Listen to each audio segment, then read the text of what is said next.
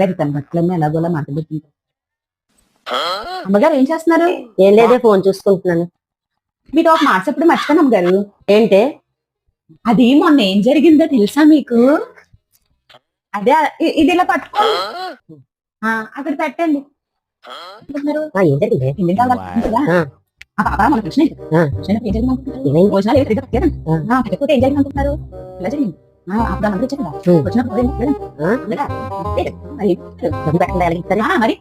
మరి అందరూ మీ అంత మనుషులు ఉంటారు ఏంటి? అయ్యే అమ్మగారు పనిలో నేను చూసుకొని మాకు తెలియనే లేదు అమ్మగారు. బట్టలన్నీ మీరే మడత పెట్టారు.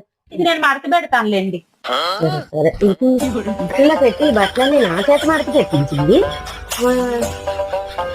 అయ్యా ఇవాళ పని అయితే అమ్మగారితో చేయించాను.